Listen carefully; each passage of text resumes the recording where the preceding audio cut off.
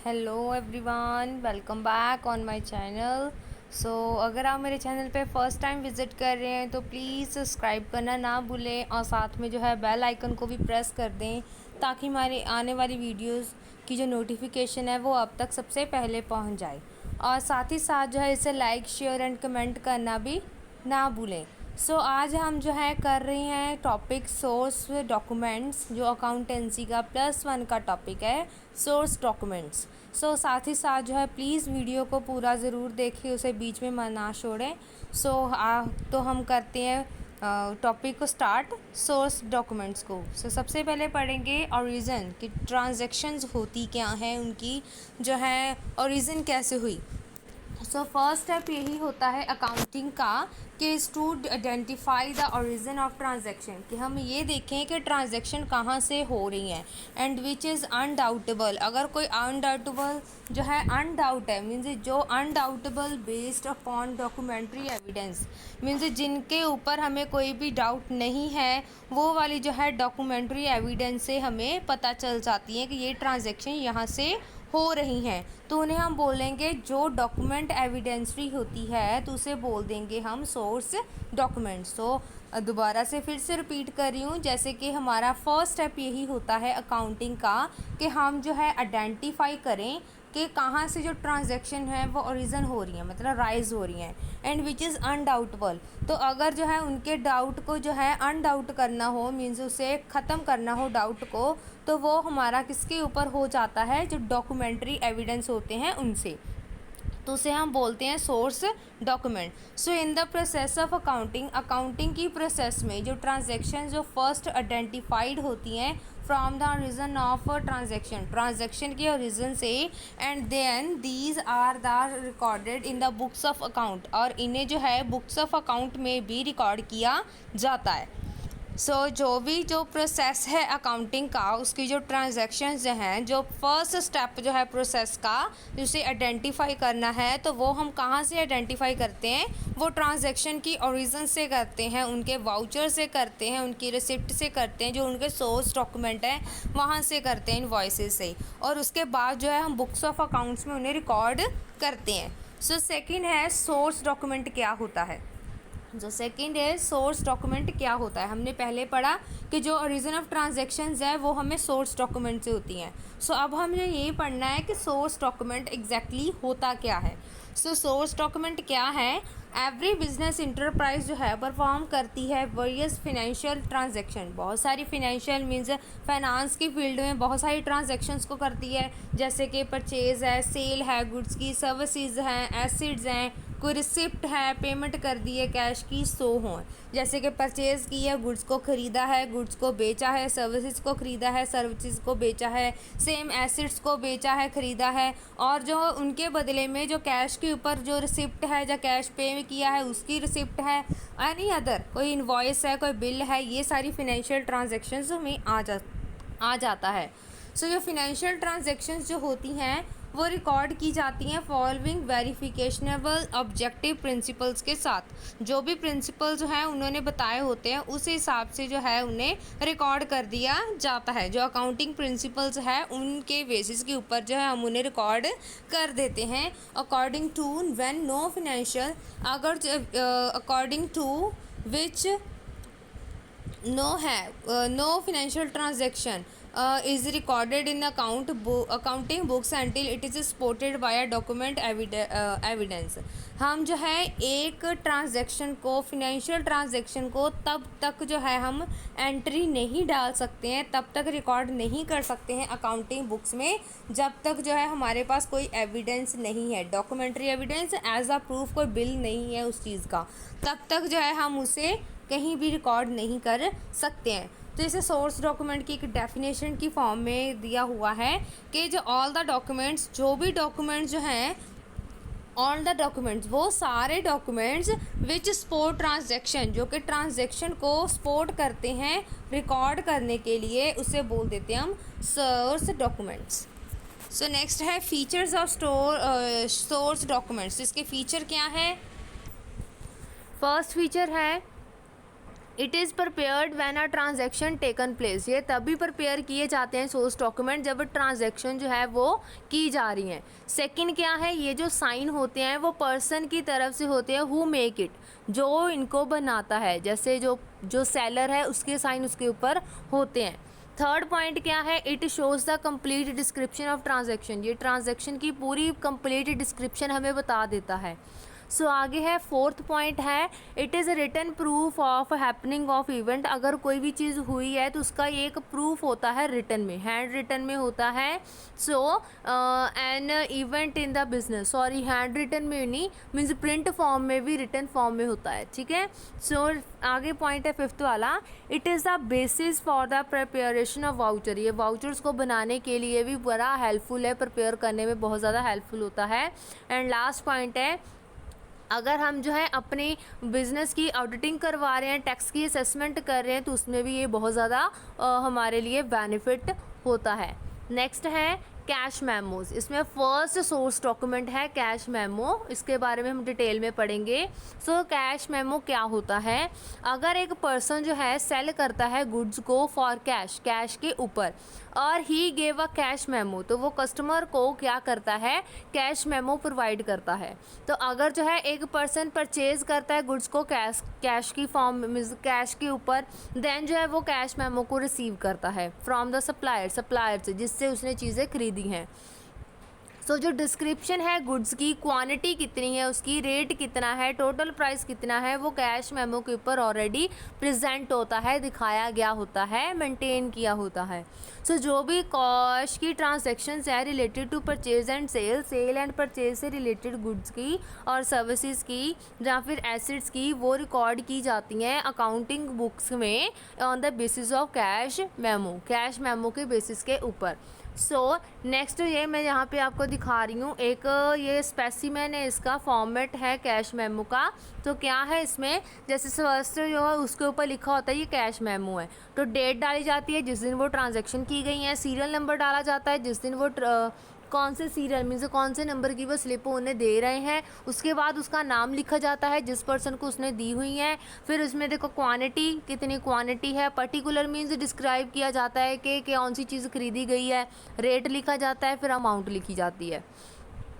So goods one जो sold not returnable, तो यहाँ पे लिखी होती हैं कि जैसे वो नीचे अपना नोट डाल देते हैं, जो सप्लायर्स होते हैं कि उन्होंने अगर कोई भी ऐसा रिफंडेबल नहीं रखा है तो वो नीचे नोट डाल सकते हैं। सो ये है हमारी कैश मेमो की फॉर्मेट। सो दोबारा से रिपीट कर रही हूँ, इसमें क्या है, पहले है वहाँ पे ऊपर डिस्क्राइब किया होता है कि ये कैश मेमो है, फिर सीरियल नंबर डाला होता है, फिर उस पर्सन का नाम होता है जिसने उसे परचेज़ किया है, डेट डाल दी जाती है, और उसके बाद जो है लिख दिया जाता है जैसे क्वांटिटी यहाँ पे लिख दिया जाता है, ये 1 है, 2 है, मीन्स के जितनी भी उन्होंने खरीदी हैं, 3 है, 4 है, जितनी भी क्वांटिटीज़ खरीदी हैं। जैसे एग्जांपल मैं दे रही हूँ कि उसने टीवी खरीदा है, 1-2 टीवी सेट खरीदे हैं, तो रेट उसका लिख दिया जाता है यहाँ पे जितना भी है, तो टोटल जो है मल्टीप्लाई करके जो अमाउंट आएगी वो यहाँ पे वो अमाउंट टोटल प्राइस में लिख देते हैं। नेक्स्ट है इनवॉइस और बिल। अब इनवॉइस एंड बिल्स क्या होते हैं, सो इनवॉइस जो बिल हैं वो प्रिपेयर किए जाते हैं ट्रेडर की तरफ से, अगर जो है वो सेल कर रहा है गुड्स को ऑन क्रेडिट, उधार के ऊपर जो है वो सेल कर रहा है। सो जो इनवॉइसेस हैं, बिल्स हैं, उसमें जो है डिटेल दी जाती है about the name of party का नेम लिखा जाता है कि किस पर्सन को उसको इशू गई हैं, जहाँ किस पर्सन को उन्होंने सेल की गई हैं, and to whom the goods are sold, किसको गुड्स सेल की गई हैं, कौन सी गुड्स हैं, उनकी क्वांटिटी कितनी है, रेट कितना है, टोटल अमाउंट कितना है सेल का, वो सारा इसमें लिखा जाता है।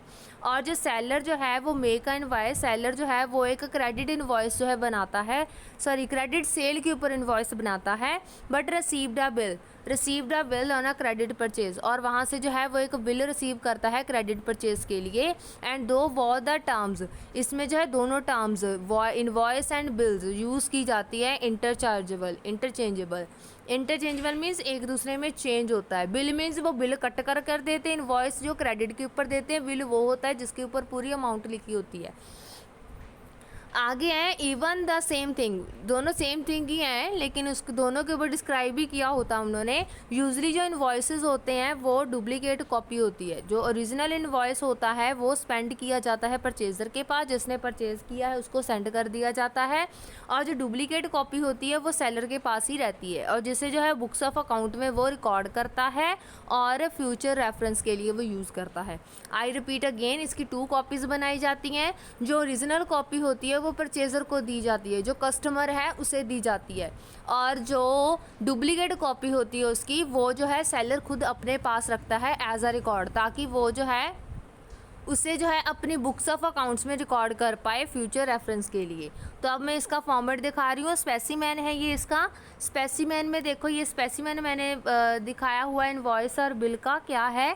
जैसे कि यहाँ पे कंपनी का नेम होता है, योर कंपनी नेम, आपकी कंपनी का नाम होता है, उसके नीचे एड्रेस होता है, ये एड्रेस का कॉलम है, और आपकी पूरी कॉन्टैक्ट लिस्ट होती है, मीन्स कॉन्टैक्ट डिटेल होती है, फ़ोन नंबर होता है, पोस्ट ऑफिस नंबर होता है, घर का नंबर होता है, मीन्स जो भी चीज़ है, और यहाँ पे लोगो लगा होता है जो भी आपकी कंपनी है, ठीक है। मीन्स जहाँ से हम परचेज़ करें वहाँ का लोगो लगा होता है, लोगो बना होता है वहाँ पे।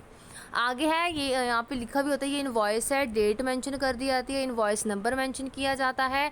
उसके बाद जो है यहाँ पे bill to and ship to, means bill to मतलब जिसे दिया जा रहा है, शिप टू कहाँ पे उसको पहुँचाना है।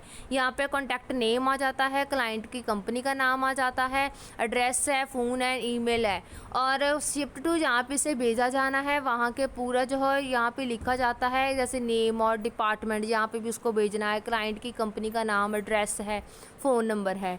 उसके बाद है यहाँ पे लिखा गया है कि बिल की जो टर्म्स हैं, ड्यू और रिसिप्ट जैसे वो लिख देते हैं कुछ, उनके ऊपर नोट लिख देते हैं कि ये 10 डेज़ में आप तक डिलीवर हो जाएगा, जहाँ इसकी वैल्यू 10 डेज़ तक की है, तो वो सारी चीज़ें।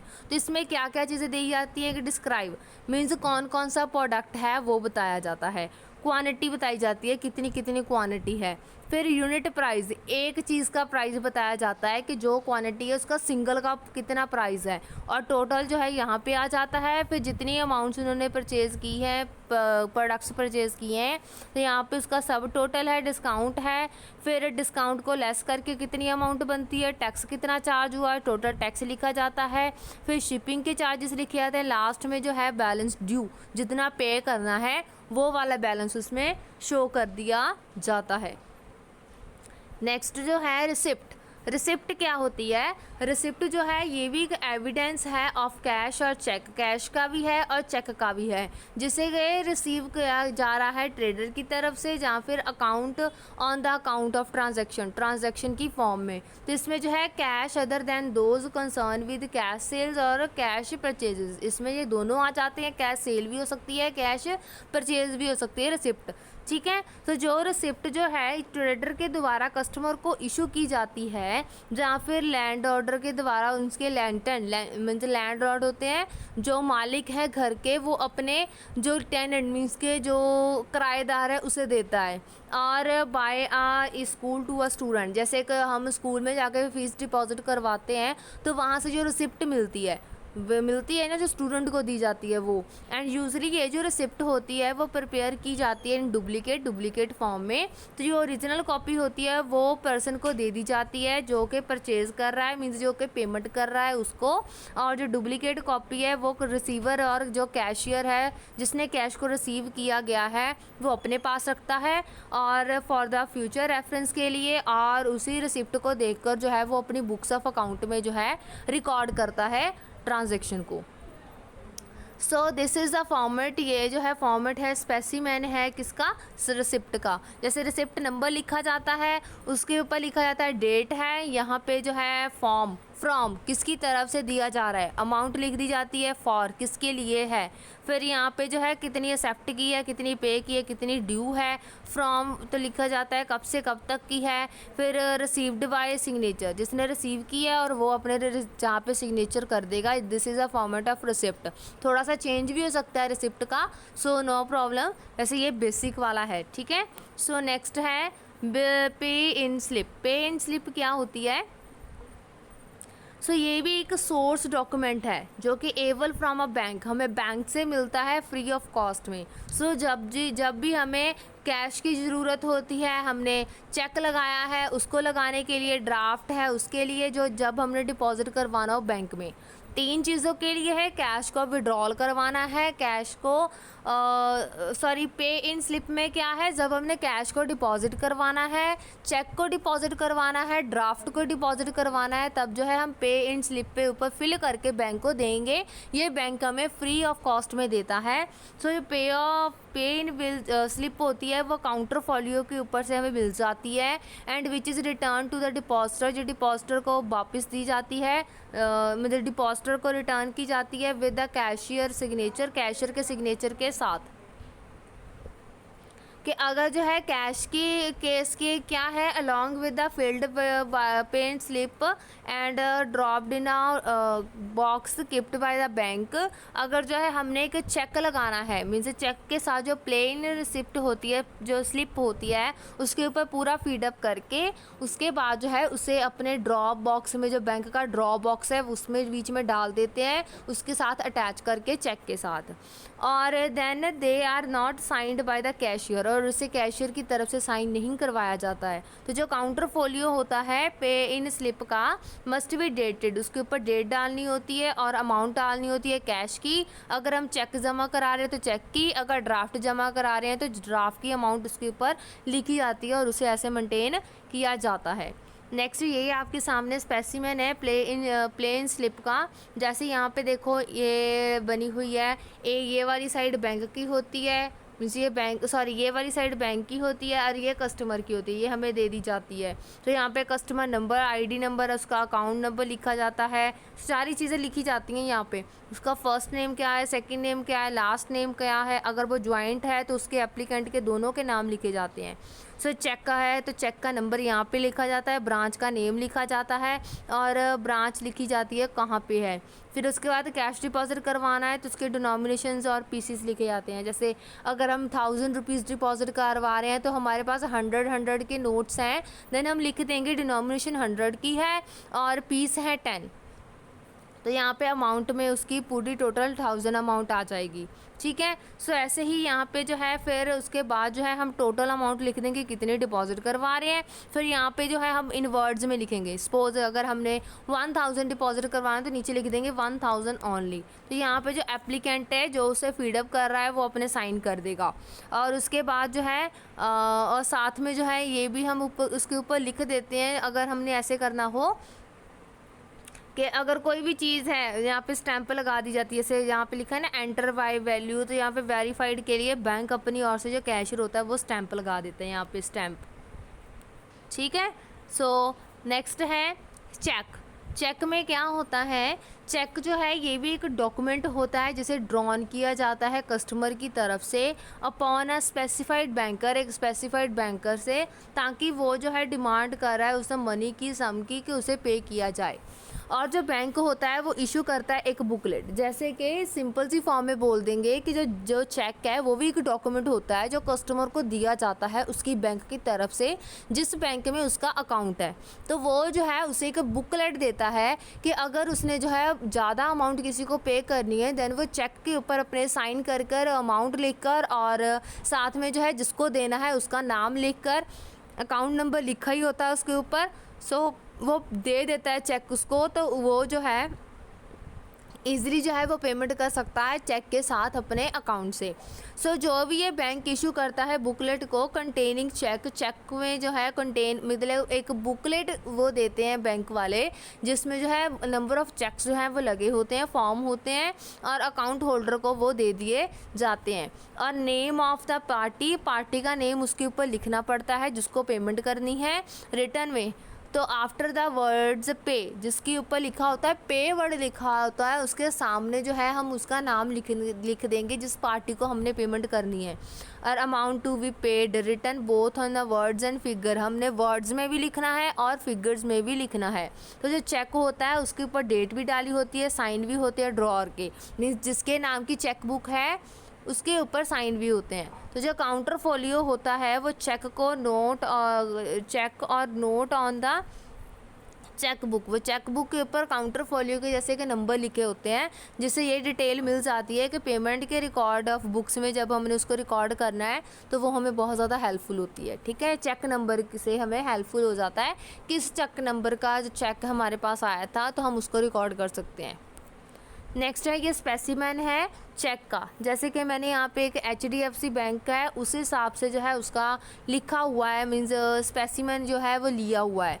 सो फर्स्ट है यहाँ पे हम डेट डालते हैं, तो फिर पे के सामने लिखेंगे उस पर्सन का नाम जिसे हम पे कर रहे हैं। यहाँ पे जो है हम इन वर्ड्स में इन वर्ड्स में लिख देंगे पूरे जितने भी अमाउंट हम पे कर रहे हैं। लाइक अगर हम यहाँ पे लिख देंगे कि 5000 पे कर रहे हैं तो 5000 यहाँ पे आ गया, और यहाँ पे जो है हम इन वर्ड्स में लिख देंगे, और ये हमारा ऐसे अकाउंट नंबर लिखा होता है। यहाँ पे जो है वो अपने साइन करते हैं। ठीक है, यहाँ पे साइन आ जाते हैं उनके, और ये नीचे जो है ये कोडिंग होती है। ये कोडिंग जो है हमें हमारा बताता है कि चेक का नंबर कौन सा है। ठीक है, so there is a full information about the cheque. अब है नेक्स्ट है डेबिट नोट। डेबिट नोट बहुत ज़्यादा इम्पॉर्टेंट होता है, तो इसे जो है ध्यान से एक बार रीड करें, और इसका मोस्टली जो क्वेश्चन है वो पेपर में पूछा जाता है, व्हाट इज़ डेबिट नोट, और क्रेडिट नोट भी साथ में। डेबिट नोट होता क्या है, फर्स्टली जो है डेबिट क्या होता है।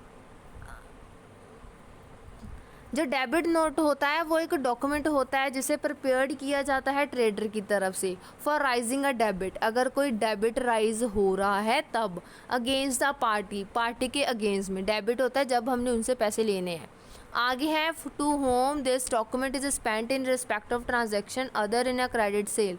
क्रेडिट सेल के अलावा मतलब अदर देन बाकी क्रेडिट सेल के अलावा कोई और ट्रांजैक्शन की हुई है उसके लिए डेबिट नोट कभी भी नहीं बनता है, ओनली क्रेडिट वाली चीज़ों के लिए ही बनाया जाता है। तो जो डेबिट नोट होता है may be prepared for the goods return, अगर कोई गुड्स रिटर्न हो गई हैं उन चीज़ों के लिए वो बनाया जाता है टू द सप्लायर को। अगर हमने रिटर्न कर दिए तब हम बनेगा डेबिट नोट। और फॉर अलाउंसेस रिसीव्ड, ताकि उनसे जो है अलाउंसेस वापस ले सके, जो भी पैसे हैं वो वापस ले सके सप्लायर से। Due to inferior quality of goods, जैसे इन्फीरियर क्वालिटी के गुड्स उन्होंने परचेज़ कर लिए जो जल्दी ख़राब हो जाते हैं, तो वो जो है अगर कोई डल मीन्स के क्वालिटी अच्छी नहीं है तो ऐसी चीज़ों को हम रिटर्न कर देते हैं, तो उसके लिए हम डेबिट नोट बनाकर जो है उनसे मांग सकते हैं ताकि पेमेंट हमें बाद में मिल जाए। सो इन दिस डॉक्यूमेंट, इस डॉक्यूमेंट में जो है वो डेट, अमाउंट एंड जो ट्रांजैक्शन की है और नेम ऑफ सप्लायर जो है वो पूरा डॉक्यूमेंट में बताया होता है। And whose account is debited, और जिसके अकाउंट में डेबिट करना है उसका नाम लिखा होता है और रीज़न भी बताया होता है कि डेबिट क्यों करना है। इसका फॉर्मेट यहाँ पे दिया हुआ है, कंपनी का नेम आएगा, एड्रेस आएगा, फ़ोन नंबर आएगा, मीन्स जिस कंपनी के साथ हम डील कर रहे हैं वो, और यहाँ पे वो लिखा होता है ये डेबिट नोट है, और डेट डाल दी जाती है, इनवॉइस नंबर डाल दिया जाता है, फिर टू एंड शिप टू मतलब जिसे देना है, शिप टू जहाँ पे वो पहुँचाना है, सेम वही है, उसका नाम, कंपनी का नाम, एड्रेस एंड फ़ोन नंबर, और शिप टू में भी सेम होता है। तो इसमें जो है फिर कमेंट लिख देंगे क्या क्या इसमें है, कमेंट में लिख देंगे क्या है जो भी डिटेल है, फिर क्वांटिटी लिख देंगे कितने रिटर्न कर रहे हैं, डिस्क्रिप्शन लिख देंगे, यूनिट का प्राइस लिख देंगे, टोटल लिख देंगे, फिर सब टोटल करके सेल टैक्स लगेगा, फिर इसमें शिपिंग लगेगी, एंड लास्ट में जो पैसे बचे हैं वो, और यहाँ पे जो अथॉरिटी है जो बैंक मीन्स जो कंपनी है वो अपने साइन कर देगी। नेक्स्ट है क्रेडिट नोट। क्रेडिट नोट जो है ये क्या होता है, क्रेडिट नोट ये भी डेबिट की तरह होता है, तो इसमें जो वो है हमने सप्लायर को वापस करना है, और जो क्रेडिट होता है ये वो नोट होता है जब लोग सेल की हुई चीज़ें हमें वापस कर देते हैं। ठीक है, सो क्रेडिट नोट जो है वो भी डॉक्यूमेंट प्रिपेयर किया जाता है ट्रेडर की तरफ से, जिसको अकाउंट में हमने क्रेडिट करना, पैसे जिन्हें पे करने हों, और ये उस पार्टी को किया जाता है जो कि पार्टी अपने ट्रांजैक्शन को अदर देना क्रेडिट परचेज के अलावा की हुई हो, मीन्स कैश के ऊपर की हुई ओनली उसे ही हम इसे पे करेंगे, और जो चीज़ें हमें कैश के ऊपर सेल की हैं उसे ही हम करेंगे। ठीक है, चेक भी हो सकता है साथ में। सो ये जो क्रेडिट नोट होता है ये प्रिपेयर किया जाता है गुड्स सप्लाई के ऊपर, जो भी गुड्स सप्लाई की गई हैं उनके ऊपर। सो ये जो डॉक्यूमेंट होता है इसमें कंटेन होती हैं डिटेल्स, जैसे कि डेट है, अमाउंट है ट्रांजैक्शन की, नेम है कस्टमर का जिसे ये अकाउंट में क्रेडिट करना है, और रीज़न पूछा जाता है कि क्या है उसका रीज़न क्रेडिटिंग का। नेक्स्ट है इसका जैसे फॉर्मेट यहाँ पे दिया हुआ है, क्रेडिट का स्पेसिमन दिया हुआ है क्रेडिट नोट का। यहाँ पे लिखा होता है ये क्रेडिट नोट है और ये कंपनी की पूरी डिटेल दी होती है हमारी कंपनी की, क्योंकि हम इसे क्रेडिट कर रहे हैं ना इसलिए। सो क्रेडिट नंबर किया होता है, फिर ओरिजिनल एंड वॉइस नंबर लिखा होता है, क्रेडिट डेट लिखी होती है, टाइप लिखा होता है क्या फॉर्मेट है, क्रेडिट है या डेबिट है। फिर उसके बाद जिसको हमने पे करना है उसकी पूरा नेम डिटेल और एड्रेस वगैरह दिया होता है। और ये देता था री में लिखा होता है कि कब से कब तक जो है ये कंप्लीट हो जाएगा, मीन्स सर्विसेज कब तक रेंडर रहेंगी। फिर ये यहाँ पे वो लिखा होता है कि ऑफिस में मतलब कितने पैसे डिज़ाइन किए गए हैं वो सारी चीज़ें। और फिर सब टाइटल है, टैक्स कितना लगेगा और टोटल जितना क्रेडिट करना है वो चीज़ें यहाँ पे मेंशन हो जाती हैं। So at last, thank you for watching my video, and also please like, comment and share my video. And also please, there is a huge request to all of you and huge support of you. Please subscribe my channel, and also you should also be comment if you want any query about any topic. Thank you so much for watching my video, and please video को last तक ज़रूर देखा करें। Thank you so much.